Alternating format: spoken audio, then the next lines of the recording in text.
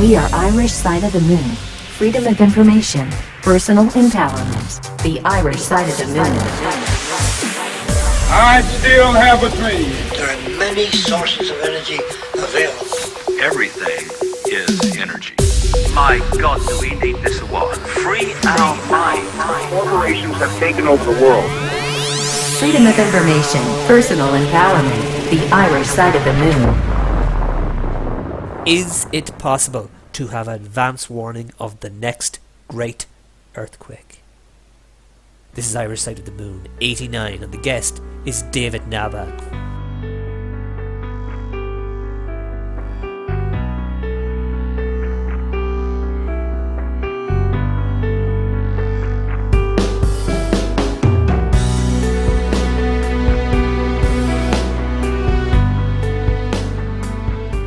Hello, you're very welcome once again to the Irish Side of the Moon. This is Michael at the microphone. Everybody's welcome. If you're a first-time listener or a regular listener, however you have found your way to us by radio, internet radio, or podcast, you're here now, and that's all that matters, and you're very, very welcome. If you're a first-time listener, Irish Side of the Moon, you can Google that phrase and you'll find us all over the place.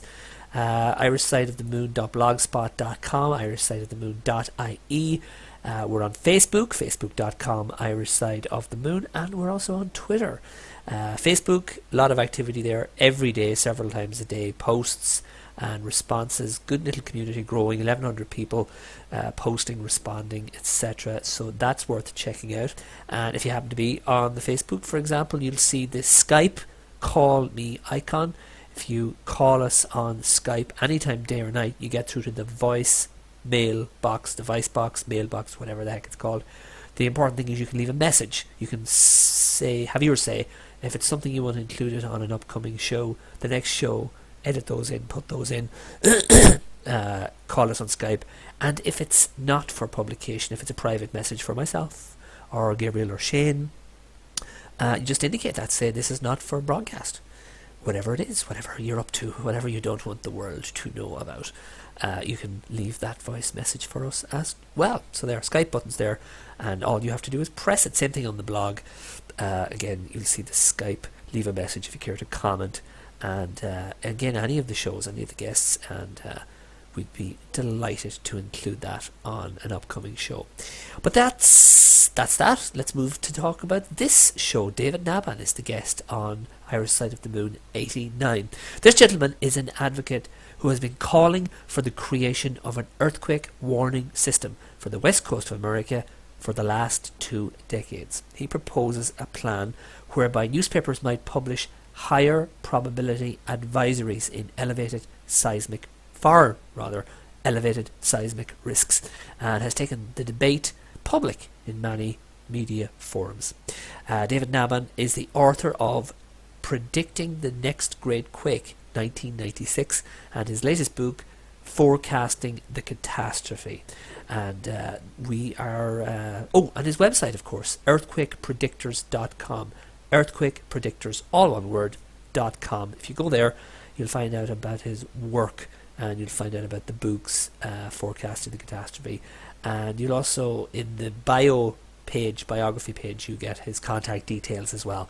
We'll talk a little bit more about that at the end of the show. It comes up. But yeah, his email address, etc., to contact him should you wish to do so. But that's it. That's the introduction. It's time to listen to this gentleman. We're going to be talking for the next hour and a bit. Hour and a quarter, hour and a fifth, is it? What is it, mathematically? Hour and a quarter. Chatting about the man, his message, what he does, why he does it, how he does it. How he does it is very important. We like to find out how people do what they do. This one, I think, is especially worth paying attention to, like the whole of his message. For anyone, you could emulate him. You could be the next David Nabhan. You could do what he's doing for your own cause, I think. So that's really it. Sit back, listen to Irish Side of the Moon 89.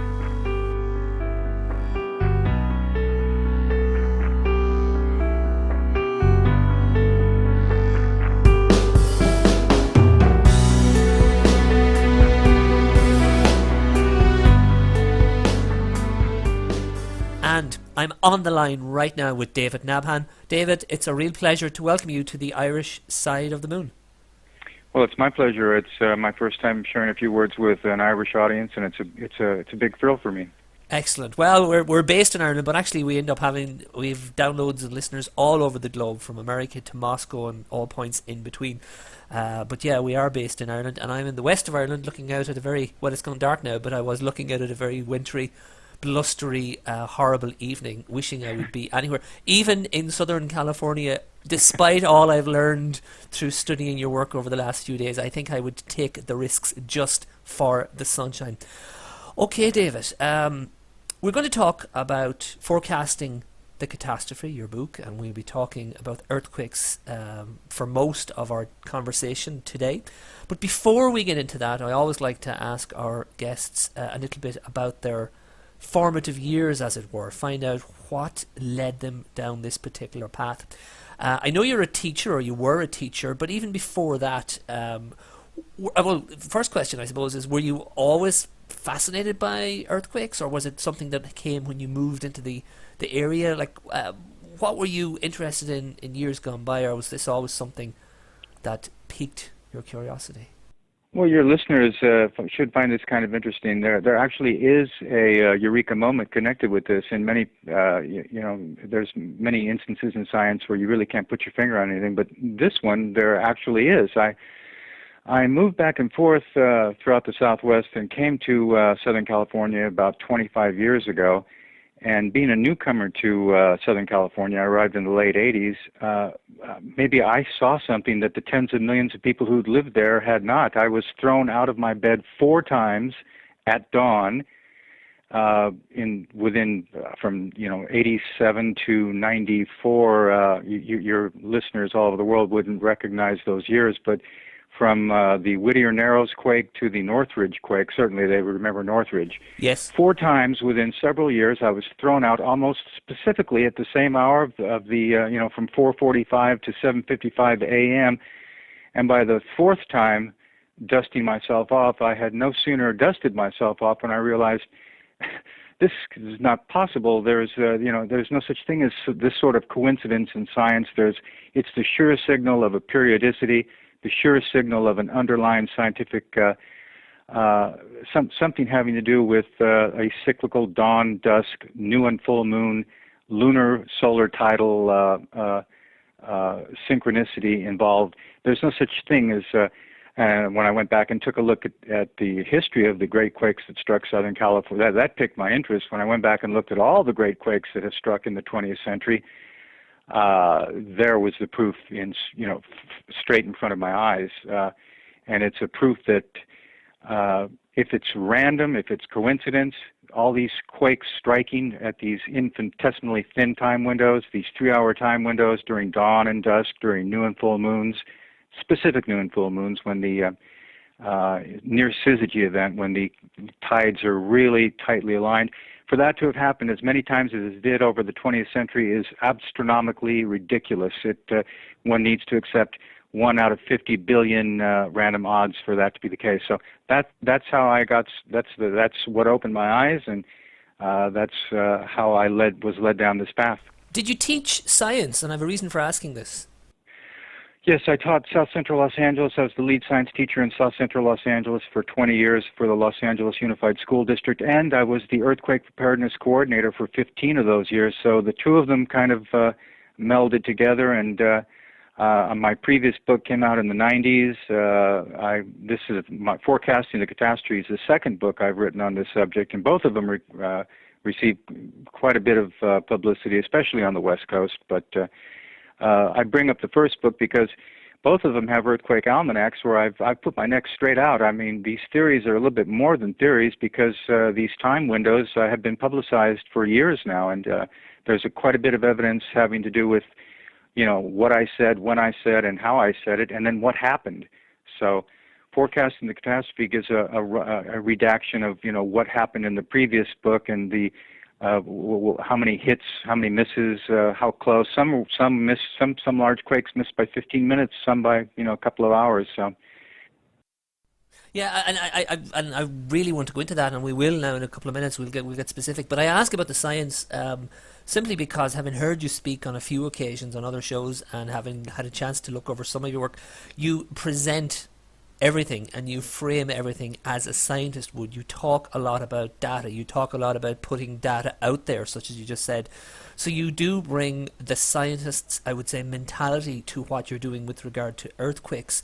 It's all about data and analysing and putting stuff out there, be it right or be it wrong. So that's obviously the framework that you bring to it. The other thing that I'm curious about, and again, this is sort of question we always ask our guests, it's with regard to your theories. Now, at some stage in the early days, right, as you say, you realised that there was such a small window and it couldn't be coincidence factor. So in their days, you must have done some research, and it must have occurred to you very early on that the mainstream explanations with regard to the fact that you cannot possibly predict earthquakes, it just didn't seem right with you. How explain that? I mean, if you're looking everywhere, if you're obviously reading books, asking people, I don't know, looking at documentaries, and were you sitting there thinking, they're all wrong because you can predict it? Like, is that kind of what it was like in the early days? Well, it does give one pause. You realize that you're in for one heck of a shellacking if you look. Scientists confuse. Let's be honest. Scientists confuse things by referring to the current state of knowledge as absolute truths. No one can prove that even the sun will come up tomorrow. The best we can say is that it's highly, highly probable based on the past evidence. The same goes for any scientific theory, from Newton to Darwin to Einstein. Newton is actually a good example. His laws held sway for 250 years, but it turns out they're not really laws at all. They're more suggestions as to the way the universe seems to work when we observe it, at low speed and low energy from our normal human perspective. The true picture is the relativistic face of the cosmos that's been painted by Einstein, and even that's going to change. I mean, CERN is right on the cusp of some amazing new discoveries, so we don't really know what's happening. So for anybody to tell you earthquake prediction is impossible, or superstrings don't exist, or superstrings do exist, or anything like that, is, you should really put cotton in your ears, because this is a fellow who's asking for egg to be put on his face. There's no such thing. Well, is that not the case? I mean, I looked at you talked about the body of evidence. I looked back for the 150 years after I saw the stunning evidence that my own two eyes gave me, and it goes all the way back, all the way to the 1840s, all the way back decade after decade. Leon Konopov in the 80s, H.T. Stetson, American seismologist, English, back to the 1840. Richard Edmonds, writing in the Report of the British Association in 1848, is the first fellow who I can find who points a undisputed finger straight at the tides, and he was writing with a quill pen in the days when Texas was still a country. So that's how far back it goes. That's how deeply entrenched this tenet in of the tides triggering quakes is, and that's how stunning the supposed amnesia that has bitten the American seismologists is. The great mystery is not whether or not tides trigger quakes. The great mystery is, why am I one of the few people talking about this? And when is the governor of the state of, we'll get to that hopefully. I'd like to ask your listeners to drop a line to the governor. I'm not just blowing hot air. What I'm doing is I'm focusing this hot air on the governor of the state of California. There's a body who needs to be impaneled, the Earthquake Prediction Advisory Council. They exist for just this method to determine yes or no on plans of this type. So I'm going to ask your listeners if they can reason that my cogent suggestions hold some water. They might want to drop a line to the honorable governor. Of course, yeah, and we will be coming on to that again. We've got plenty of time, so we should get to it. And just before we move on to the first book, very briefly, still in those early days, I'm fascinated by this journey. So you've deduced some things, you've looked around, and we're in the we're into the early 90s, I suppose, at this stage. You've looked around and seen that the mainstream model is not quite matching up to what you see the evidence is telling you. The steps towards your first book, at what stage did you think, I want to put my voice out there?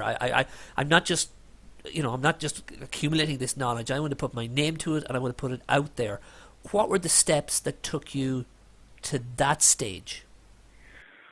Well, a little bit of chutzpah, or actually a lot of chutzpah. Goes a long way. I was Goes a long way. I was young and foolish. I didn't realize that I simply called up the news media, told them it helped that I was a teacher in South Central Los Angeles, and it helped that I was willing to say to the news media. The news media is you, for example, and talk radio all across the world, and a number of radio and newspapers in the United States. They've been very open-minded, and they've been eager to give me a voice because, the scientific method requires that you do have observers and that you do make predictions in advance. And so I simply did what any normal human without too much trepidation would do. I went to the news media in Los Angeles, told them who I was, told them what I had discovered, and asked them to keep their eye on the very first series of dates that I had tabulated. And at that very moment, a monstrous swarm of 120 earthquakes struck the Mammoth Lakes area and caused the United States Geological Survey to issue one of their extremely rare volcano hazard alerts. Can you imagine, for Southern California, a volcano hazard alert? I don't know how many times that's happened, but it happened the very first time that I called the KNBC News in Los Angeles, and at first they were scratching their head about me. After that, they were a little more, the news media has been eager to give this a fair hearing. I'll say that for them. So Good. And have you found, he said, knowing the answer, that the establishment with regard to federal bodies and local government, etc., have they been as open and willing to listen to you? in a word, no. That's a good word. Yeah, it's pretty strong. No, but I should say, to be honest, there are some courageous, extremely mainstream. Dr. Kate Hutton, the chief seismologist at Caltech. This is a name, I've heard you mention. Yes. She's a real big shot on this side of the Atlantic. Your worldwide listeners may or may not, I don't know, even in New Zealand and places, they may have heard of her. She's Los Angeles' earthquake lady. She's probably the most preeminent seismologist on Earth. And she has told she's not my great supporter or anything, but she's open-minded, and she told the Los Angeles Weekly, for example, after reading snippets in the book and asked for her opinion, she told them, quote, Nabhan's theory deserves to be taken note of. For a scientist to say something, Dr. Tom Jordan, the director of the Southern California Earthquake Center, admitted to AOL News that yes, it seems that new findings are showing that tides do in fact trigger earthquakes, just the small ones. He reminded, and not enough evidence to indict on the whole for the large ones, but. From the very beginning, they didn't play so fairly with me. In the late 90s, in the early 90s, it was more balderdash. No one's, I believe the United States Geological Survey's answer was, quote, no one's ever proved anything other than random. Well, they're not saying that now. They, I guess, thought I would just go away, or that I was blowing hot air or something, but I haven't gone away. 15 years has passed, and I'm now talking to a worldwide audience from Dublin to New Zealand. So, and hopefully getting, the governor of the state of California has, I won't say he's been inundated with emails, but I know he has had quite a number of emails come his way from London to Santiago to Miami to Seattle. People all over the world are emailing him and asking a very simple question. Why isn't this business at least being addressed before it is being dismissed? I don't know, too many countries on Earth, the backward ones are the ones that wind up in trouble, are the ones that have a predisposed idea about how things go. The United States never supposedly has we've seen some strange movement in that area, both in our military and in our policies and around the world in many ways. I'm hoping that we don't go that way with earthquake seismic safety also, because I think we ought to put this putting the cart before the horse, telling me I'm wrong before looking at what I have to say, might not be such a good idea. You raised some good questions there. The last thing before the first book I want to ask you is, and you said it there, 15 years, long time, you haven't gone away. Why do you not get discouraged? I mean, you have an uphill battle, and yes, there are victories along the way, but still, what is it about you? What do you bring to the table, do you think, that means that you're willing to keep on slugging? Well, now that is an excellent question, and no one has ever, in 100 interviews, no one has ever asked me that, and I've been waiting for it because I had a pretty good answer, and I'm glad you did, Michael, ask me that. I want to make sure everybody understands. I'm no great hero. I'm not a seismic messiah, and I don't want people to think any heroic things about me. I'm from Texas, and basically, I'm stubborn. I don't know if you know anything about we Texans, but you can ask the Mexican army about us. Even when worse comes to worse, we prefer to go down swinging rather than to give in. And it's just the idea, as you would do, if you knew something and it were important, you'd be hard pressed to just go away and slink off into the oblivion and say die. And I'm not willing to do that either. It's basically pure stubbornness and just a human foible that we all have, that if you think you have something right, if you think you know something and it's important, rather, no matter if anybody's listening to you or not, it's very difficult to put your tail between your legs and just say, okay, I guess I tried, I guess I didn't make it. I'm not willing to say die just yet. And as a matter of fact, I may win this thing in the end. Brilliant. Love it. Honest answer. Stubbornness, good thing. It'll carry you quite a distance, my friend. Okay, we're moving down the list here. We've painted a picture of who you are and what draws you to this and why you keep on slugging and the things you've noticed. Now let's start getting a little bit specific. The first book was called, I have it here, that's a new one, Predicting the Next Great Quake. That was in 96. Correct. What happened then, I mean, with regard to the response? Were you disappointed that maybe it wasn't embraced more by the official side of things? Were you delighted that it was embraced by other people? What was it like around 96, 97, those kind of years, and how did you react to that response?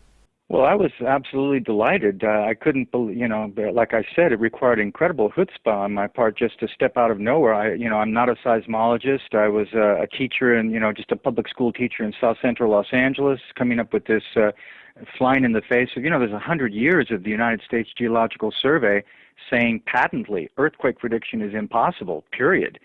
And then for me to stand up on my hind legs, on national TV a couple of times, on the Howard Stern show a few times, all over the West Coast, my book up and down the West Coast, a fairly decent distribution. I was stunned that I was given a voice, and I was very pleased that I was given a voice, and I think that I couldn't have asked for anything more. As per now, it never fails to amaze me that people like you are willing to give me a fair hearing, and it is an important matter. I'm not saying I'm the seismic messiah, but if even 10%, if even a little bit of what I have is right, that is an important piece of the puzzle, and it's the first baby step toward an early warning earthquake system for the West Coast. So, and in science, every little snippet of information, we don't take things and toss them away because we're not sure that they're useful just at this very moment. I mean, a good example in Paris in the 1780s when the first balloon went up, Benjamin Franklin, the American ambassador, was there for 100,000 Frenchmen watched that thing go up, and one of his short-sighted friends turned to him and said, well, what good are these balloons?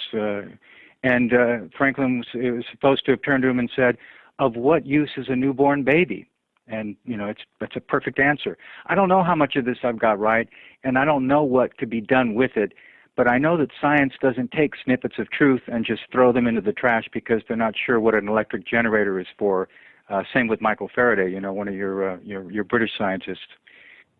Same thing. They weren't quite sure what to do with that electricity, but boy, they sure found something they did find a use for it after all, didn't they? Yes, they did after all. Yeah, eventually. Before we get into the nitty-gritty of how you do this, the first big question obviously has got to be about the book and kind of your methods and what you put in there. Predictions. You made some specific predictions back in 96. How successful were you? Some of them very successful. Some of the biggest earthquakes. I'll give it shorthand because we haven't got all day here. Yeah, well, take as much time as you like, but yeah, please, we would love to hear. We'd love to hear. The second largest earthquake ever to take place in the history of Seattle from 1965 to the present, the 96 May 2nd earthquake, I missed by 69 minutes. One of the larger earthquakes in the West Coast in Southern California, 4.9 Yucca Valley quake, missed by 15 minutes. On the Howard Stern show, in front of the whole nation, I think 18 million people sooner or later heard, 75 minutes off from a 5.0 earthquake right off the California-Oregon border, accompanied by an undersea volcanic eruption, which came out on the page 3 of the Sunday Los Angeles Times, missed by 75 minutes. Recently, the largest earthquake in Vancouver Island's history since 1949, missed by 48 hours, the September 9 quake. And then most recently, October 26th, I've been on the air all over the world talking about dusk on October 26th, and Sacramento experienced, not at dusk, but 3 hours after dusk, one of the largest earthquakes on the West Coast in that area, also a 4.9 quake 75 miles northeast of Sacramento, on the 26th, 3 hours outside of the window. So, and aside from those, I can't remember everything. There's got to be a dozen. Yeah, there's got to be a dozen earthquakes over, not twos and threes. I want to make sure everybody understands that, because I may be speaking to people in areas where an earthquake in the West Coast, people think, the place is shaking constantly. Well, it is twos and threes. Anybody could predict that. I'm talking about good-sized, sizable shakers, 4.8, 4.9, 5.0. The Seattle quake was 5.4. So those things don't happen all the time on the West Coast. To give your listeners an idea, the last time a 5.0 earthquake took place on the West Coast between San Diego and Seattle was over a year ago. So they come about every year. So aside from the little temblors that happen all the time, I've hit within minutes on many occasions in front of the media in many places. So again, from as a disinterested observer, it's obvious to me, you can see that there is some validity in your method. The obvious question then comes: have there been any big ones in the area that you did not predict, and do you understand why they were outside this theory, or has that happened? That's an excellent question. There have not been, but I think that is a coincidence. Let me explain why. When I look back at the history of the 20th century, and I said I found all those quakes, what I found was 1/3 of those giant killer quakes struck within those 3-hour time windows that I mentioned: dawn and dusk, during new and full moons, during near syzygy or perigee events. That means that 2/3 of them did not. There were 23 large 6.0 earthquakes that struck in Southern California in those years. And stunningly, 1/3 of them did strike within this unbelievable target window. 2/3 did not, though. And the point being that this is not the end-all, be-all. Yes. You can't pin your hopes on this and say, oh, David Nabhan says there's going to be an earthquake on Christmas Eve at dawn. Well, I'm saying that. I did. We'll talk about that hopefully in a minute or two. But that doesn't mean there's going to be an earthquake at Christmas. What it means is Christmas Eve is probably going to be a very fine day, very calm day in Southern California, because the parameters don't suggest that this is, ipso facto, an earthquake must take place. These are higher probability windows, and the highest probability is on the other side. But the point being, if you can at least get a handle on when a good third of them have in the past struck, rather than just sticking your heads in the sand like an ostrich, or clucking and twiddling your thumbs and saying, oh, woe is us, earthquake prediction is impossible, we might at least take a first baby step toward looking in this direction and see what may come of research as we go down the path. So to answer you succinctly, no, it doesn't mean that there's going to be an earthquake, and I should have missed quite a number of them. I think I have been very lucky, actually. And, when people say, well, what about Japan and all those others, I want to make sure your listeners understand I'm not talking about Japan or New Zealand. These parameters that I'm talking about have to do with specific geographical quirks having to do with the San Andreas and the Cascadia. So it's for the west coast of the United States of America. So yeah, and I get that. And at no stage do you, I mean, you've said it there repeatedly, you're not advertising that you have come up with a 100%. You really are saying the word step a lot. It's a major step in the direction. It's almost as if you step forward with this, and if two other people came up with completely different working scientific theories, and the three of you got together, then between all of you, you have the answers maybe. You're putting together scientific, from observation, scientific data, observing, and you have been able, as you say, to hit a high probability and see a large number of similarities. Forecasting the Catastrophe is the new book. What's in this book? Obviously, you look back on some of the stuff from the first book and obviously point out what else can the reader expect to find in Forecasting the Catastrophe. Well, yes, it redacts exactly, the parameters, how earthquakes can indeed be, maybe not predicted, but how the higher probabilities can be highlighted. Talks about the tides, and then goes back and shows what happened in the 90s, what was said in the 90s, what was said by the authorities in the 90s, and how closely I hit things and how it was missed.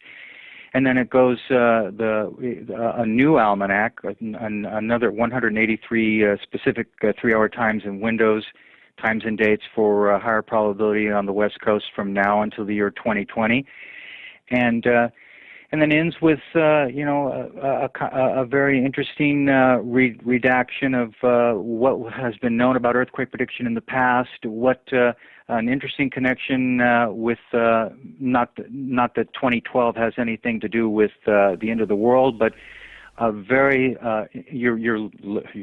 any reader would be thrilled to read. There's a chapter in Forecasting the Catastrophe having to do with the Mayan codices, which is absolutely a cogent, succinct, clear-cut connection between perhaps some speculative thought having to do with what the Mayans may have thought about seismicity in their own neck of the woods, and how it may coincide with the astronomical observation. They were extremely apt observers of the heavens, what they may or may not have known.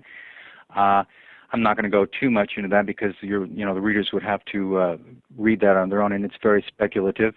But and then it ends with just a clear-cut signal for any reader who's been convinced and who's a little bit irritated. To the governor's email is there, and there's a call to arms rather than somebody just reading the book. They can actually act on it, and the almanac is there to see how this plays out. And again, my neck's not that my neck's on the line, but that's the way science is done. You must need to make a prediction and then have an observation. That's part of the scientific method, and it's a really fast, quick, very powerful read. And I think readers all across the world would find something very very interesting to place on their plate, whether they're on the West Coast or not. Yep, agreed. And again, it's scientific, as you say. You're putting it out there, your neck's sort of on the line to some degree, but you've done this before, so again, you've got to be feeling a level of confidence. Big question. So, right, we've seen what you've observed, and you're putting your data out there. What does it? What causes? There's the big question. What causes earthquakes? Everything from the moon, the sun, the way the plates. What does it? And why are certain areas? I know you're specific about Southern California, and there's good reasons why other areas of the world, like Italy, I know you've mentioned, are different, and you have an explanation for why that is. Can you share that with us? Yes, I'd love to. Now, obviously, the tides don't cause earthquakes. If the moon and the sun did not exist, there would still be earthquakes. My point is that these celestial the celestial mechanics involved, where the sun and the moon on regular occasions line up in such a way as to put a close vector of forces, a nice focused vector of forces on the plate, on the fault lines below, conjoining the lunar and the solar tides in such a way as to put maximum pressure on the plate boundaries below. Your common sense would give you to realize that this jiggling, this rumbling, this pulling, this pushing on the mantle on planet Earth below would change the frictional coefficient along the fault lines, just like if you took a cracked egg and squeezed it or pulled on it. Not a good idea if you want the thing to stay together. The point being, though, these might be triggers that would cause the earthquakes to happen on a different sort of a timetable, sooner rather than later, and then on a timetable that we might be able to follow, because we can, we've got the ephemeris, we know the almanac, we know when the moon is going to be full or new, or when it's going to be in perigee, when it's going to drift closer to Earth, and when the gravitational tides are going to be stronger. Secondly, insofar as you mentioned Italy and Japan, tides have been known to cause earthquakes all over the world, all over the place, from scientific journals from India to Moscow to you name it. No one, to my knowledge, has been able to put a scientific face on the dawn and dusk configuration for the West Coast. Italy, for example, midnight and noon would be. There are many seismologists who have penned many abstracts that say midnight and noon for Italy, ditto for Japan, ditto for India. Currently, Dr. Kolvankar in Mumbai, he just sent me an abstract. He's one of the he's the head of the seismology department for the Indian Atomic Energy Commission. He wrote an abstract saying just that same thing for the Indian Geological Union. No one, though, has said anything about dawn and dusk on the West Coast, and my opinion is, and it's speculative, I have to admit it, but it does fit in nicely with the empirical evidence. It has to do with a quirk of geography, just the way the fault lies directly north and south, running directly north and south, and the quirk of geography that places the Pacific plates and the North American plates in just a configuration which would cause maximum leverage when the tidal bulges are in the Atlantic and the Pacific on the far fringes of where both plates end. They're each plate being pulled up at their opposite ends, and perhaps the juncture where they meet, the San Andreas and the Cascadia, leveraged in such a way as to put greater pressure on the fault lines during dawn and dusk. Now, it might be exactly the opposite. Maybe it's released. This is a matter that would be, boy, you talk about a complicated piece of business to try to figure out what sort of pressures are increased or released when you pull up two massive plates at two edges of their opposite ends by celestial mechanics and try to determine how many joules are, it's beyond me. There's no way. I would think the greatest minds on Earth would take, quite a bit of time to figure this one out. And that's why I'm asking for the California Earthquake Prediction Advisory Council to be convened, for great minds, who know more about seismology in their little finger than I know in my whole body, to figure out just exactly what's going on. Something must be going on, because these dawn and dusk quakes can't have happened and can't keep continuing to happen like this without some sort of synchronicity being involved. Okay, at this stage we're going to take a very short break. Stay with us here on the Irish Side of the Moon. We will be right back, continuing our conversation with David Nabhan. Thank you. You're listening to The Irish Side of the Moon. You can hear our new episodes every Monday on radiomedia.org and irishsideofthemoon.blogspot.com. You can also download episodes from iTunes, Stitcher, and many other sites. You can follow us on Twitter, you can join our Facebook group, and if you're already in the group, don't forget to invite your friends. If you have any ideas for future guests on the show, send an email to Shane@theirishsideofthemoon.ie. We are Irish Side of the Moon. Freedom of information, personal empowerment. You're welcome back to the Irish Side of the Moon. This week, in conversation with David Nabhan, author of Forecasting the Catastrophe. There's a website as well, earthquakepredictors.com. You can check out information there. We've talked for the first half of the show, we've talked a little bit about your background. We've looked at your teaching work, those early mornings being thrown out of bed by earthquakes. You looked around you, you began to observe things, you did some research and found that what you were observing was not being recognized in the mainstream model. You put a book out in '96, included predictions, many of which came to pass very successfully, and now Forecasting the Catastrophe is out. It's your second look at this subject, and we have looked at the methods behind your work, and we have looked at the causes behind what probably creates the earthquakes, the different reasons. We've glanced across all of these things. Tell me what you want. You've glanced across it a couple of times. We've talked a little bit about the governor. Tell me, and you mentioned it just before the break, what are your plans? What would you like people to do? What would you hope to achieve? Well, rather than just go on and on and on and repeat myself ad nauseum, ad infinitum in Dublin and in London and in Miami and in Seattle and just go on to the next one, I'm going to focus this I'm going to put an extreme focus on this. I'm not really interested in convincing anyone on earth other than one individual, and I'm speaking about the Honorable Governor of the state of California, Jerry Brown. He's the fellow who is in charge. There is, believe it or not, your listeners should be stunned to note, this seems like it's from the realm of unicorns, but believe it or not, there is a California Earthquake Prediction Advisory Council. I know earthquake prediction is impossible, supposedly. They've been repeating that mantra for 150 years, but somebody forgot to tell the Governor's Office of Emergency Preparedness, because they do have this panel. It is impaneled and sits when the governor calls it to order. It's composed of the greatest seismologists and physicists on the West Coast, and so that would be some of the greatest on planet Earth. Caltech is there, Stanford. It's not Oxford or Cambridge, but it's in that realm at least.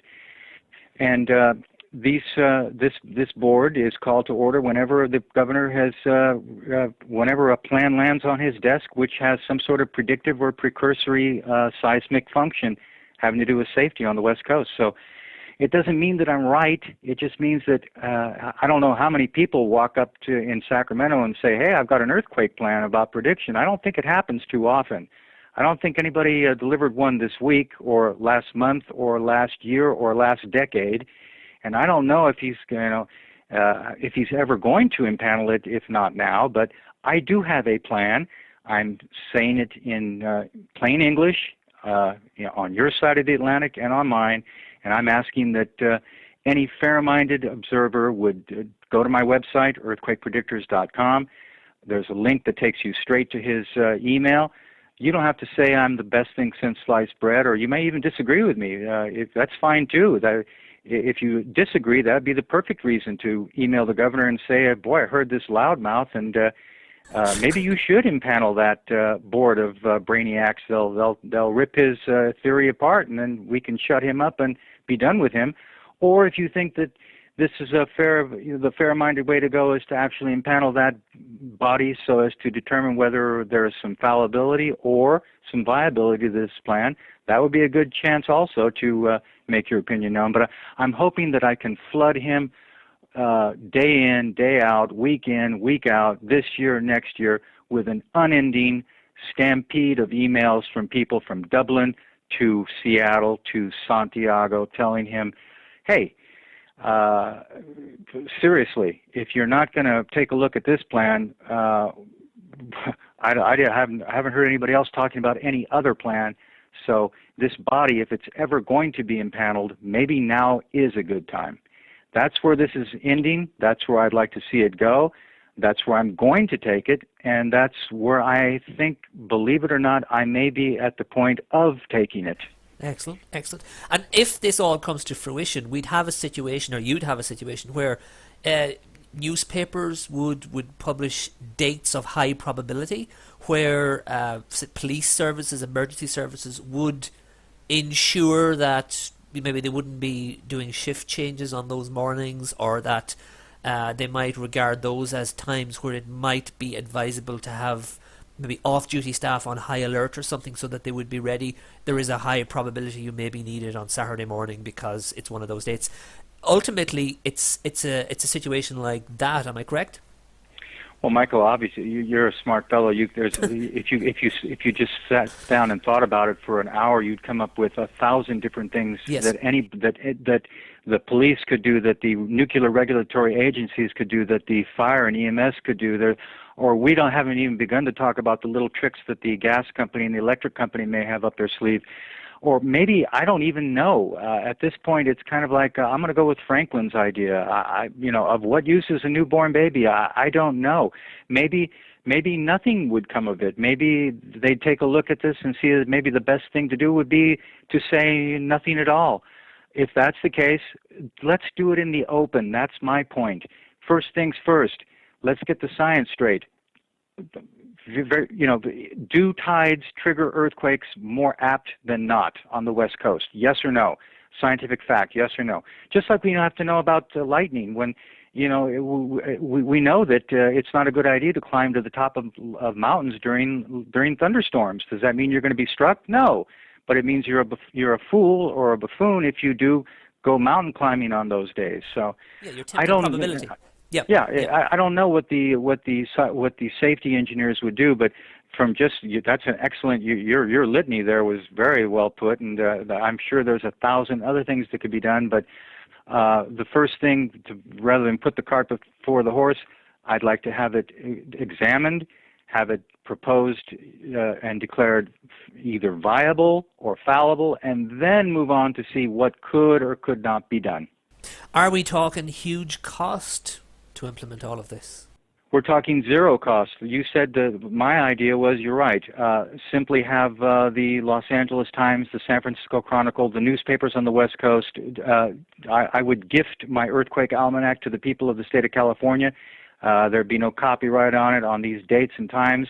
They could simply, a little blurb in the meteorological section of the newspaper saying, not like, Homeland Security with red or blue or yellow, but just like we do with the UV index. I don't know if they do that over in your part of the world, but we used to have there's a UV index which tells people how, don't go out today without sunscreen. If you're going to go to the beach, make sure, high, medium, low. It's something like that, where is rather than a heavy-handed safety czar, every person on the West Coast could be informed to do their own bit, to take whatever precautions they deem necessary, to look around their house.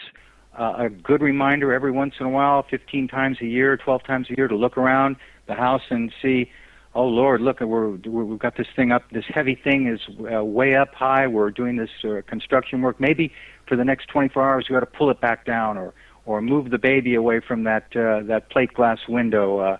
Any number of things. Just putting your shoes under your bed the night before.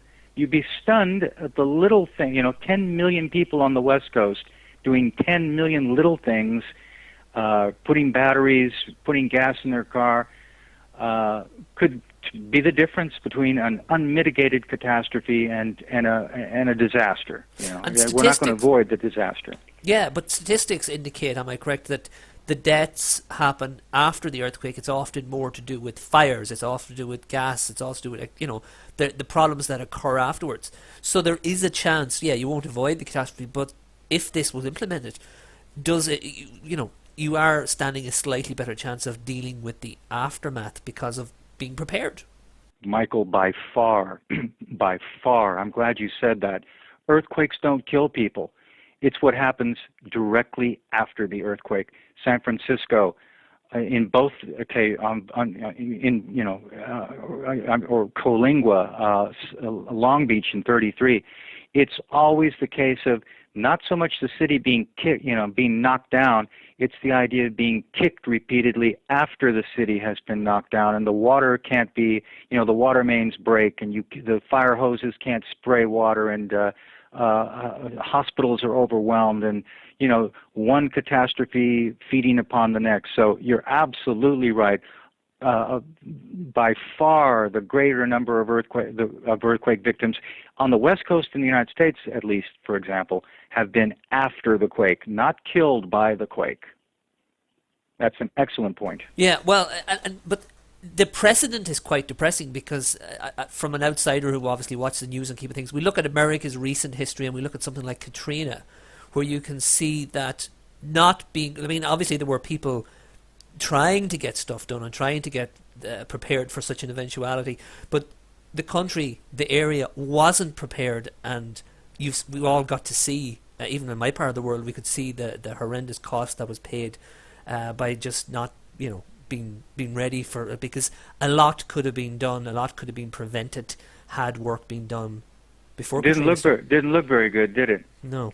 Didn't paint the American government in a very good light at all, did it? No. Especially when you come to realize that those levees, for decades, they told the Army Corps, the Army Corps of Engineers had been screaming about those levees for decades. They knew very good and well that those things were going to pop sooner or later, as they know very good and well that the San Andreas is going to move, especially the southern sections, the Coalingua and the Mojave sections. They are going to move. They're going to move very soon. Everybody knows it. The authorities in California know it, the scientific and governmental authorities, civil authorities, everybody knows it. Every seismologist on Earth knows it. And if you ask what's being done, they'll give you they got a little song and dance for you. They're retrofitting this and they're doing that. As far as taking the surprise out of it, the greatest weapon that any enemy has is the element of surprise. As far as moving to get some sort of an idea, to take surprise out of it, so that 4 o'clock in the morning, the San Andreas doesn't come stealing into some sleeping community on the West Coast and just start pounding away. Nothing is being done in that view, and they don't like talking about it because it's too close to prediction. And like I said, they've been the litany of negativism it's nonstop, it's strident, it's a century long. It goes deep into the psyche of the West Coast of the United States, and I guess what's going to have to happen is, maybe a Katrina sort of thing. That's generally, unfortunately, the way humans move. Sadly, they only move once. Yeah, sadly, they move once the bubonic plague has already, got over the walls of the city, or when the Mongols have already captured the citadel, then they'll call out the guard. But let's see if that's what we Americans are going to do once again. I'm not sure. 50-50 from my point of view. I'll be a realist. Well, here's a question, and we always try and get some critical angle on everything our guests bring, their messages, etc. Critically speaking, are you wrong to focus on the idea of the governor? Should you step aside or step around that and go to, we'll say, Facebook, get a group going? I've seen that happen. We've had a guest, Ryan Stewart, on the show who had a political issue in his locality. A Facebook group was started. Thousands upon thousands of people came on board. They were able to achieve a lot of stuff then politically, and it's ongoing, it's not over and done with, but they were able to do it that way. Here in Ireland, people, like, it's a joke in Ireland about the weather. Even I was joking about how bad it is today, but a non-official group, an individual, to the best of my knowledge, set up a website, and it has maintained a fantastic presence on Facebook, again, with people responding, and it's just an alternative, and in my opinion, better place to go for a weather forecast. And especially in the last couple of winters, we traditionally don't have severe winters in Ireland, but we had 2 on a go back to back. So now this is something I rely on a lot, because using this alternative method of reading the raw data, it's nothing, it's not a voodoo or nothing. It's a scientific thing. Mm-hmm. But it's so I'm saying, should you sidestep the governor? Should you go to the people? You're on radio, you have a book out. Should you be on something like that, just getting people on board, building a movement, as it was? Like, well, Michael, I'm going to take your advice, and I'll say anybody who wishes to email me to help out, I am absolutely ready, willing, and able to do anything like that. My email address is right on my website at earthquakepredictors.com. I answer all of my email. I get email from all over the world, and I make sure I quickly respond to anybody. That's an excellent idea, and if anybody's got any Facebook, Twitter, or I'm in my 50s, so I'm not actually I'm not actually the one who'd be too keen on smartphones and all that stuff. But yeah, I know what you're saying. I'm open to anything that will get the widest possible distribution of this idea. The reason I went with maybe you don't know, Jerry Brown, of all the governors of California, I've been after. For 15 years now. I've gone through 3 of them. He's the 4th one.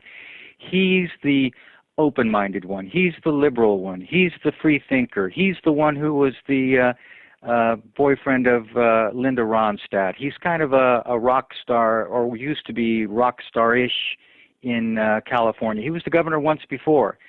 And I thought that everybody told me, boy, now's the chance, now's the time to really make your push. And I'm trying to, remain very polite whenever I refer to him, because I've not given up on him yet. He's the man who he's done so many things for California that were way outside of the box. He's the one that put the carpool lanes on California's freeways and attacked the medflies with a really controversial but very workable program. So many people hate him because he's got the Governor Moonbeam type. That's what they used to call him, because he is so liberal and free thinking. So on the one hand, I'm trying to be polite and give him a compliment insofar as his free thinking abilities are concerned. On the other, you're quite right. I maybe putting all my eggs in one basket with one individual is maybe not the smartest way to go. So anybody with any ideas, please go to my website. I'll be more than happy to entertain them. Excellent. I would love to see something come of that, because it would be interesting to see, knowing a little bit about the internet, not a lot, but I'm always amazed. We've had a couple of guests on the show talking about these things, but it's amazing how things can go viral. Things can just spread. No, I realize that. Yeah, I realize that amazing, completely. Yeah. Stepping away from that, the governor, for just a moment, we were discussing you and your work here at Irish Side. Gabriel, who hosts some of our shows, threw a lot of questions my way here. I'm just glancing down at them. Being conspiratorial for a moment, which is always Gabriel's mindset, is very useful to the show. He was wondering, is there a benefit, and I know it's just conjecture on your part, but is there some benefit from the point of view of the governments, the corporations, those in power? Is there some benefit from keeping this kind of knowledge away from people, that they are stepping on the toes of ignorance? The idea being that if people, the person, the man, the woman, the child in the street, isn't really made aware of these things, it's better, easier to distract them by getting to get them to buy the latest iPad, getting them to buy the latest television, not worrying about any of this sort of stuff. And those in power, just they're not too concerned about the well-being. It's all to do with the financing and the selling, etc., etc. Any thoughts on that aspect of things? Oh, yes, I do, and I will say very simply, yes. If you think that the CEOs of the great retailers on the West Coast like this idea, I would be willing to bet my life that they don't. Just to give you an excellent example, the very last 3-hour window was on dawn on Black Friday. And right. This is interesting. It doesn't take long to figure out that that's not if it's repair at home, be with your kids, take a look at your foundation, as opposed to get down to Walmart and get in line. Buy. Yes, of course, and then for the civil and the scientific authorities, even if they were to know dead on, even if they were to know in their hearts 90% that there were going to be a large quake, I'm not so sure that they'd be willing to say anything in any event. It's more a case of being more afraid of what would happen in the case that they're wrong rather than and saying nothing than being right and saying something and having the repercussions come at you one way or the other. So there's many reasons for economic, governmental, scientific, many reasons why even if people who are listening who have a chance to do something about it or hear my words, and even if they know in their heart of hearts that I'm hearkening to some truth, a good number of them wouldn't want to help out for any number of reasons. And that's not conspiratorial, that's common sense. Yeah, and it is sad, and it's particularly sad of all of the reasons, political or whatever, the financial ones are really the saddest, because it opens and up... the strongest. Of course, yeah. And it opens up such a bleak view of that section of humanity, really. It just is quite depressing.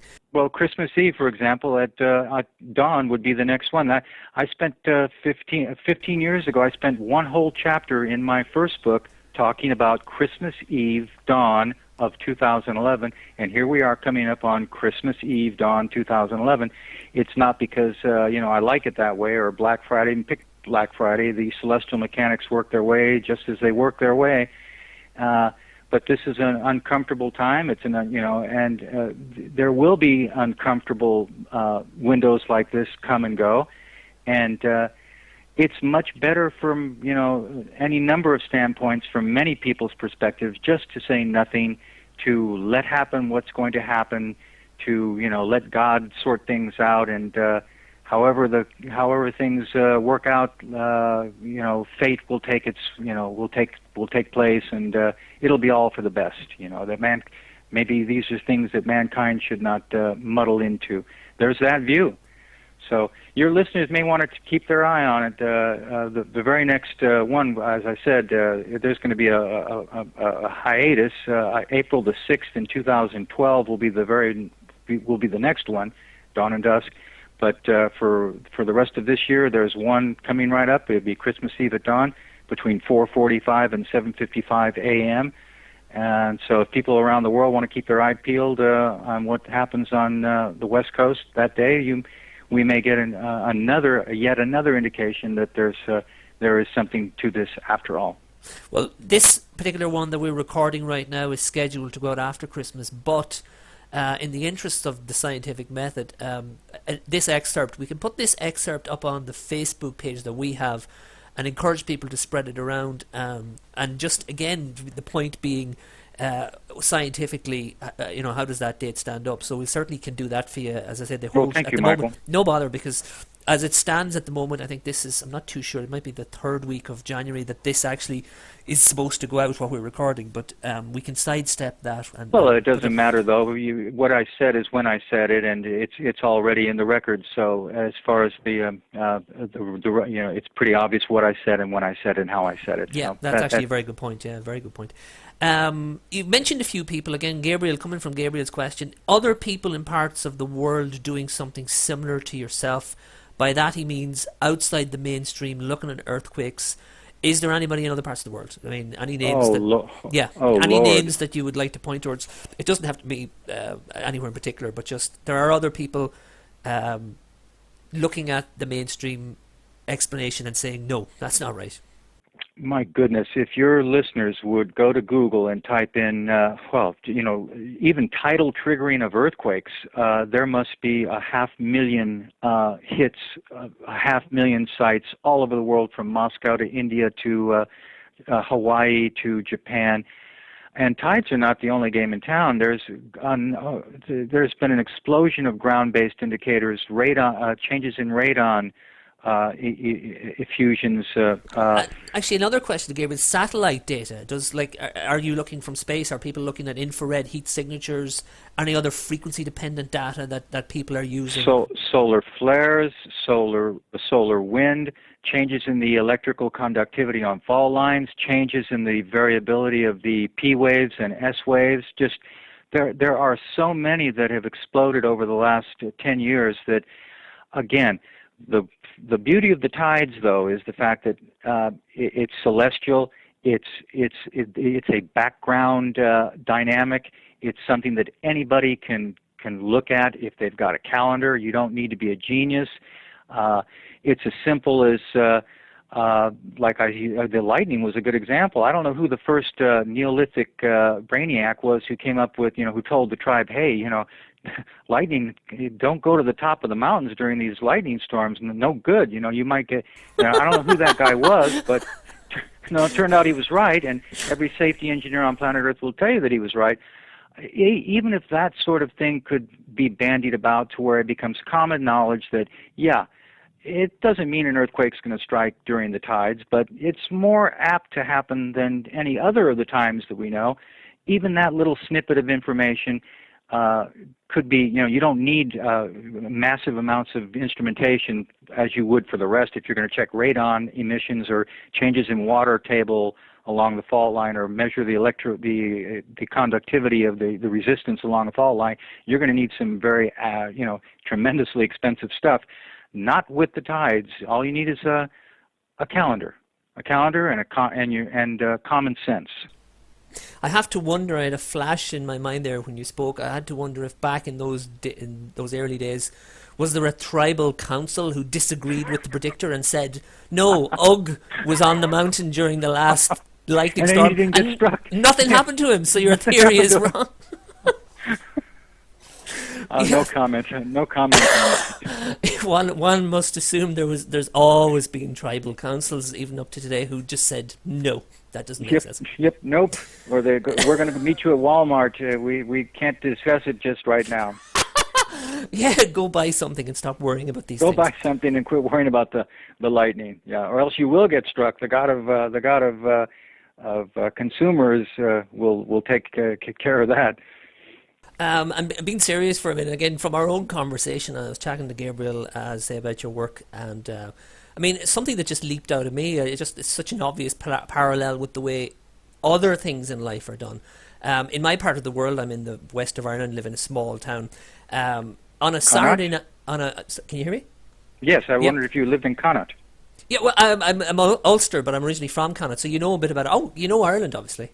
Well, I know the West Coast because I was going to, make a little jibe about the West Coast of Connaught and the West Coast of California. Because anyway, go on. Oh, okay, that's interesting. Okay, we'll come back to that in a moment. But no, it just occurred to me, as I say in conversation, that on a Friday night or a Saturday night down the town, because there's more people out, you'll see the police out. They just drive up and down because occasionally there'll be the odd. No, we're not hooligans, but there'll be an occasional fist fight or something will happen. The probability being that when there are more people out at the weekend, it's more likely to happen. And okay, there might be nothing for 5 or 6 weeks, but then when something does happen outside some pub or something happens, the police are there quickly. Monday night, Tuesday night, Wednesday night, you don't see them. I go down for a bag of chips or something down the town. They're not on the street because they're not expecting. So that to me sounds so much like just scheduling something around the probability of something. And if it doesn't happen for 4 Fridays in a row, they don't stop going down the street because there wasn't a fight. They just keep doing it because scientifically, looking back at the data, it's more likely to happen. So that's the way. And there's so many ways in life that these sort of things happen. I mean, it just seems crazy. Again, as a disinterested outsider, if you will, looking at Southern California, listening to your theories, it just does seem crazy that an official body isn't doing what you're talking about, isn't doing, like with the the terrorism, terror alerts, etc. I was over in New York visiting family a couple of years back. It was all over the media. We've elevated from, puce to maroon or something like that. It's just amazing that you can't open a paper and see that Saturday the 15th is more likely to be an earthquake day. Spend all the things that you've said. It just seems crazy that something so simple but powerful isn't being done. Well, Michael, you may or may not know the name Alfred Wegener. There's a long history of in seismology and geology. There's a long history of this sort of naysaying. Though he was the fellow, believe it or not, he's the Darwin to seismology. He's the man who named Pangea. He the first to posit continental drift. He was the discoverer of plate tectonics. The very foundation of modern geology rests on the shoulders of this titan, Alfred Wegener. He was a weatherman, though. He was a meteorologist, believe it or not, and boy, was he vilified and hectored from every quarter on Earth by the geologists and the seismologists. He was hounded to his death in Greenland, where his body still remains. He He was called blind, footloose, a contortionist, a twister of facts. On your side of the Atlantic, the Royal Geographical Society dismissed it out of hand. On our side, the American Philosophical Society labeled his plate tectonics, quote, utter damned rot. That is the discoverer of plate tectonics. In 1928, he was booed off the podium in New York and literally physically set upon by delegates in the audience at the American Petroleum Geologists Convention. So, believe me, if you don't need to go back to Galileo being hoisted up, and you don't need to wonder what they may have done to Copernicus or who they burned at which stake. Just go back to the 30s and see what they did to old Alfred, and you'll get an eyeful. Your listeners should Google him too. And his name again is? Alfred Wegener. He's a German fellow who was a meteorologist. The man who, as a young boy, his eureka moment. A young boy in 5th grade. He's the young boy who looked at the map of South America and Africa, saw that they fit together as a jigsaw puzzle, brought it to the attention of his headmaster in a German school in Hanover, I think, and was told, of course, quit daydreaming and get back to work. But he took his absurd dream, and we now everything, of course, that we know about Earth science rests upon the shoulders of this guy, and he was killed in Greenland, falling into a crevasse, trying to get even more evidence that would link North America and Europe, which, of course, we've got now. But the point being, though, that there's a long history of incredible conservatism in seismology, and it starts with what they did to their founder. So don't be surprised that they're not beating a path to my door. I assure you, they'd like to probably see me wind up in Greenland too, but Very good. I'm not going up that way though. I'm staying in warmer climes. You haven't mysteriously won a trip to Greenland. Nothing has mysteriously arrived in the post. No. Be suspicious. Be afraid if you win a competition. If you win a prize. I will. All right, that is funny. Tell me, in the closing moments, of our conversation, which has absolutely flown by, I've really enjoyed this. I'm going to bring you back kind of to something you said earlier, because in the closing minutes, we always like to ask our guests to imagine the listener out there and to step away from the message. Forget about the earthquakes aspect for a moment. I'll bring you back to it for the very end. But for somebody who wants to maybe write a book about something that they've seen, it could be something scientific, but something that they're aware of, the mainstream isn't just, they're looking around and they're like, well, nobody, and they're probably going to take a difficult path like yourself. What would you say? How would you advise somebody to do what you do? Boy, that is an excellent, excellent question, and I do have an answer, and it's going to sound Pollyanna-ish, but you know what? Hopefully you can tell that it's from the heart and I'm not making it up. My advice would be, you're going to be stunned at how easy it is if you're bold enough to do it. If you have the courage to do it, if you really believe that you're right, if you keep your focus and you don't scream about it and you don't get goofy about it and you make sure that you come across as Harrison Ford and you just keep telling people about it, you're going to be stunned.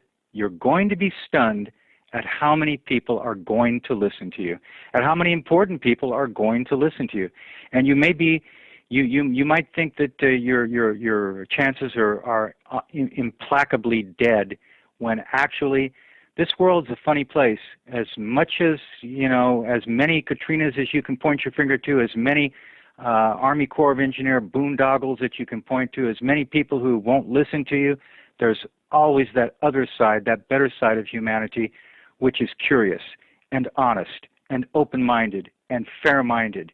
And by God, I'm here to tell you, from the KNBC News to the Irish Side of the Moon to George Norrie, you will get people who, honest, good people, who will give you a chance.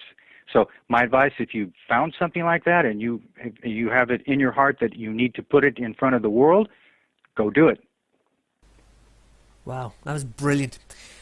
Okay, David, my friend, you're a gentleman and a scholar. EarthquakePredictors.com is the website. Forecasting the Catastrophe is the new book. It's the book with the almanac going up to 2020. It has been a pleasure to hear about your work, to hear about your message. I do wish you every possible success, your goals, you're focused. I mean, there is a saying... well, it's not a saying, it's something I read years ago and something of a lot of people. But to know success, you need to have goals. You can't be successful in anything in life. It's about just setting a goal, because then you've achieved your goal. So you're an example of somebody who's not just throwing this information out there. You're focused on somebody. You're focused on a plan. It's certainly, in many ways, you're a role model for that alone, because you have focus and drive. And that's the path, I feel, to success. Well, those are very kind words, Michael. Thank you very much, and thank you for the opportunity to share these words with your listeners. It's been a great pleasure. It's stunning to think that I'll be speaking to people from Ireland to New Zealand and all across the world, and it's a great honor and a great pleasure, and it's been delightful and fun talking with you, and you have I'm indebted to you greatly for the opportunity. I mean that sincerely. I'm honoured to speak to you. It's a real pleasure. And stay away from Greenland. Don't get if anything comes in the post, be suspicious, my friend. I'm sure we'll talk again. I hope so. I hope we can cross paths in the next 12 months. It would be great to have you back. Thank you very much. All right, have a good holiday. Thank you. Thank you, and Michael. Yourself, of course. Yeah, we're coming up on the holiday season. Yourself as well.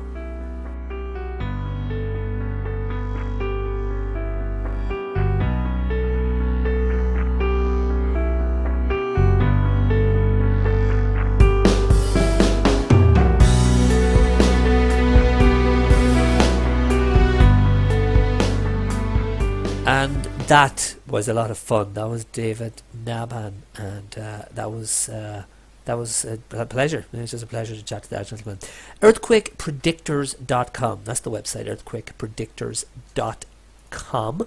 And Forecasting the Catastrophe is the book, if you wish to find out more about that gentleman. And as I said at the start of the show, if you want to contact him, you get his contact details on the website, the About the Author page, and there's a portrait of the gentleman in question, and the email details at the bottom. EarthquakePredictors.com is the website. Great, as I say, great pleasure. That was a lot of fun, but beyond that, just again a guest that I admire.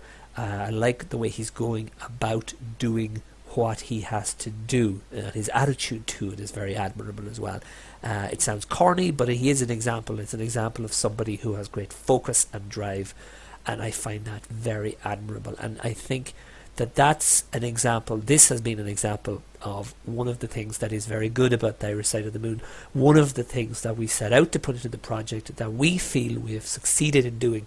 The idea that you can listen to these people, and even if what they're talking about, even if their message doesn't necessarily affect you, if you're not living in an earthquake area, if you're not living in the West Coast or whatever, it may not affect you. But there's a lot in that show that will impact upon you if you listen. And we always try to find out a lot about the person, and we find about their methods. And we're pushing that more and more, because that really is a gold mine of information that just is so useful. So it's not just about their messages. And there's a perfect example. That was very, very interesting to hear how he's going about what he's doing. As I say, just admirable, 100% admirable. Pleasure and privilege. This project that we do, we're incredibly fortunate. I'm just looking at a folder here in front of me, various guests, the files, and so many people with amazing messages, and they're doing some amazing things, and it's a pleasure to get a chance to actually go and ask them about what they're doing and how they go about it.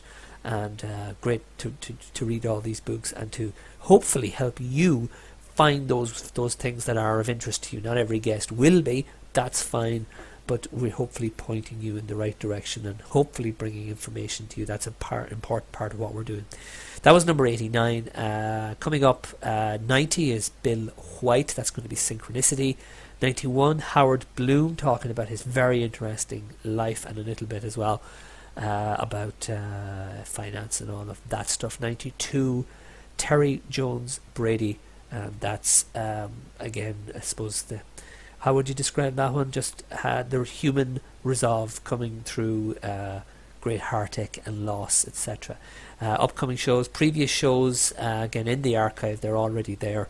Lane Smith, about corporations, that was the most recently added episode, so that's all there in the archive. Looking down through the archive, a few changes, we're making a few changes at the moment as I record this, to do with the blog and the website, implementing a few things that have been on the back burner for a couple of years. Gary Devine, I will mention, Irish Side of the Moon 18. Gary Devine, my first interview, my first one, was it? I'm just thinking, I had a hand in production, obviously, in the earlier shows where we were out and about, as opposed to doing them on Skype. We were more experimental at the start before we found what really works for us. But Gary Devine, show 18, was the first time I was probably on Skype with somebody directly, and it was a very good show, I feel, my opinion. I did enjoy talking to that gentleman, a heroin addict, ex-heroin addict, who had, it's a remarkable story. Again, Irish Side of the Moon 18, if you want to listen to it. But it's back in 2009, doing as a little bit of work on those early posts, putting a lot more information, and preparing to re-promote a lot of our early shows, to get the messages out there, and to reward, I think, a lot of the earlier guests who came on board when the show wasn't as popular as it is now. So going to give them the opportunity of putting the shows out there more and more through Facebook and through new avenues to get them listened to.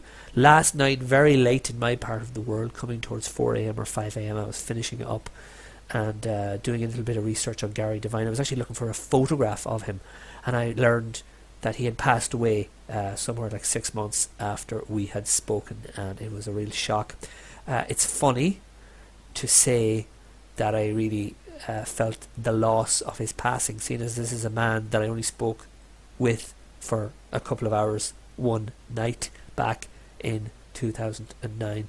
But the nature of what we do, the nature of the people we speak with, and definitely in this man's case, the nature of what they're doing is often putting themselves out there. It's more often than not, that's really what the show is about. If you're cynical, you might say about a show like this, well, it's just people come along as though to sell books or something like that.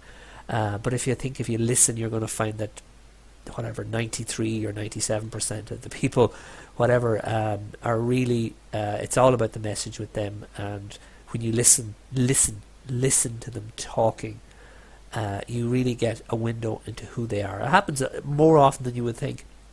And arrogantly, as one of the team that does interviews, I sometimes feel like I really make a connection with somebody, even in that couple hours where you really enjoy it. This show is an example. I mean, it's a perfect example. David Naman, it's such a pleasure to talk to that gentleman, so much so that in social situations afterwards, I'm telling my friends just about it when it comes up. Interviewed this guy the other day, really great, and explaining why he's so great. Well, Gary Devine was an example of that, and so sad to learn of his passing. But this man turned his life around in an extraordinary way, and in those final years he did a lot of good, you know, and I don't understand the big, nobody really understands them, I suppose, the big questions of life, death, destiny. But in the balancing of the weighing scales of it all, there is comfort I feel from knowing that those final years, after he did so much harm to himself and so much self-destruction in the early part of his life, and he details all of that on our interview, to find out that in those final years he turned the corner, did so much good. Always wanted to get with so many of our guests, we want to speak to them again. It's just scheduling it. It's just difficult for us because there's a great pull towards bringing new people in, and we're always finding new people. But Gary would have been somebody I would love to have spoken with again. It's not in this particular life, and that really, really makes me more sad than I would have expected before I got involved in this project, or even in recent weeks. even as deep in the project as we are. It's amazing. It's a very interesting path that we team members are on here at Irish Side of the Moon. And Gary Devine, rest in peace, my friend.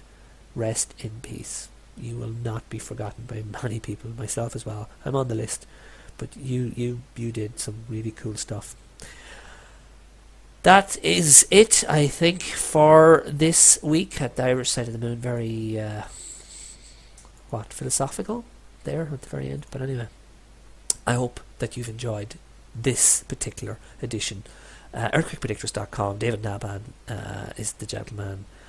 We will be back. 1st, 3rd, 5th weeks of the month are the new shows at the moment. This way we're scheduling it on the website. It allows us to maximize our impact over the year, as opposed, certainly for the time being, after being away for a longer gap between seasons than we would have liked. There were reasons behind the scenes. There's a lot going on behind the scenes, but restructuring things to maximize our impact, longer seasons, and 1st, 3rd, 5th weeks, 1st, 3rd, 5th Tuesday, Wednesday of each month is when you can expect them on the blog, on the website, and the archive, whatever way. We're out there with so many places. Just babbling now. It's really time to press the off switch, isn't it? Thank you for your time. Really appreciate you making the time to listen to this, and I hope it was useful. I feel that it has been. It just has to have been. It was useful to me. It has to have been useful to you. Let us know. You know where to find us. Thank you. Bye bye. Take care. Bye. We are Irish Side of the Moon. Freedom of information, personal empowerment. The Irish Side of the Moon. I still have a dream. This is just a ride. We can change it anytime we want. It's only a choice. No effort, no work, no job, no savings of money. A choice right now between fear and love.